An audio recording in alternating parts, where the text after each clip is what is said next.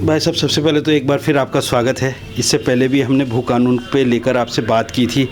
आज फिर मैं उसी विषय को लेकर आपके पास आया हूं और कुछ सवाल हैं मेरे। तो सबसे पहले तो स्वागत है सर। मैं आपका भी धन्यवाद करता हूं कि आप इतनी ज्वलंत समस्या जो है उत्तराखंड की उस पर लगे हुए हैं।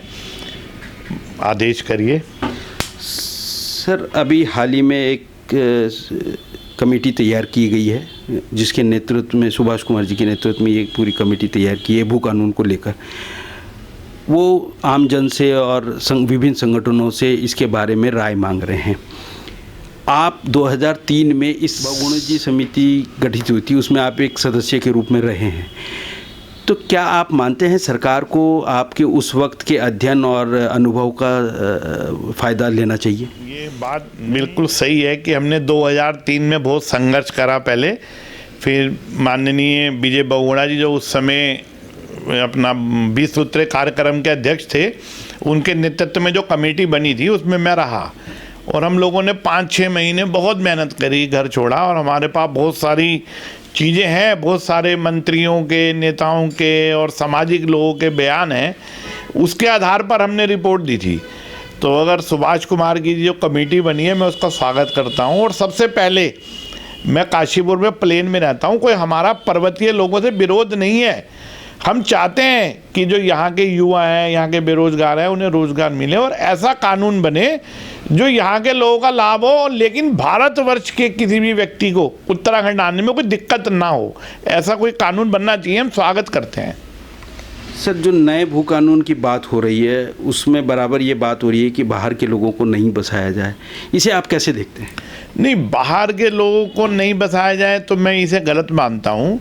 उस समय जो कानून बना था उसमें ये था 9 सितंबर 2003 से पहले जिस व्यक्ति के पास उत्तराखंड में संपत्ति है वही ले सकता है।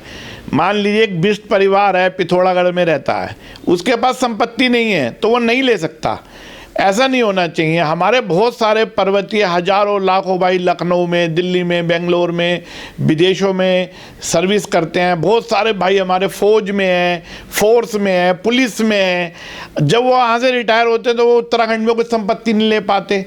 तो ये एक गलत बात है। एक सिस्टम बना दिया जाए कि जो बाहर से आ रहा है वो 200 मीटर लेगा, 250 मीटर लेगा और उसमें परमिशन भी है। अगर कोई यहाँ पर कार्य करेगा, मान लीजिए फैक्ट्री लगाएगा, उसके लिए डीएम से, जिलाधिकारी से परमिशन लिखी हुई है, शासन से परमिशन है। अगर यहाँ पर रिजॉर्ट बनाएगा, होटल बनाएगा तो यहाँ के लोगों को ही तो रोजगार मिलता है। बात को समझ के हम भारत में ही रहते हैं, भारत में ही उत्तराखंड का एक अंग है। खाली विरोध नहीं होना चाहिए, एक बिल्कुल आपस में सही जानकारी लेकर और सारे पक्षों की बात सुनकर ही इस पर कोई रिपोर्ट बननी चाहिए। सर, अगर सरकार आपको आमंत्रित करती है, इस कमेटी के अंदर आपको समन्वय करती है, तो क्या आप जो ये 3 सदस्य अभी उत्तराखंड काशीपुर से हैं, क्या आप उसमें जाना पसंद करेंगे? हाँ, मैं अगर मुझे कमेटी में बुलाया जाएगा तो मैं अपना कारोबार छोड़कर, सारे काम छोड़कर, जितनी बार भी जाना पड़ेगा, अपने प्रदेश के हित के लिए, अपने देश के हित के लिए जाने के लिए तैयार हूँ। और काशीपुर में 3 जने नहीं रहते हैं, काशीपुर में हम 2 लोग हैं, माननीय केसी सिंह बाबा पूर्व सांसद और मैं रहता हूँ, और विजय बहुगुणा जी वो देहरादून में ही रहते हैं। हाँ जी। तो सर, आगे जो ये भी नया भू कानून है, आपके पास इसके लिए कोई नई रूपरेखा तैयार की हुई है आपने, जो उत्तराखंड का विकास भी संभव हो सके और जो आज के हमारे जो पर्वतीय लोगों की मांग है वो भी पूरी हो जाए? नहीं, हमने इस पर बहुत कुछ सोचा है और मैं पिछले 2-3 महीने से अखबार पढ़कर, सोशल मीडिया पर भी देख रहा हूँ। हमें ऐसा कानून लाना है, ऐसा सिस्टम बनाना है। हमें जो अपने रोजगार पैदा करने हैं वो पहाड़ के दूर दराज वाले इलाके में पैदा करने हैं।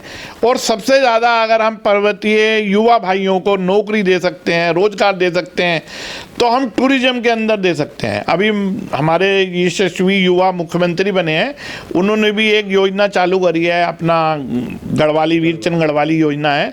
उसमें आप छोटे छोटे टूरिस्ट पैलेस बनाइए और उस पर लोन भी दे रहे हैं, सब्सिडी भी दे रहे हैं।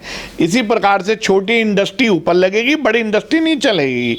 लेकिन ये नहीं होना चाहिए आप उत्तराखंड के हो, आप यूपी के हो, ये बात एक मन से दूर करनी चाहिए। हम सब भारतवर्ष में पैदा हुए हैं, सब भारतीय हैं।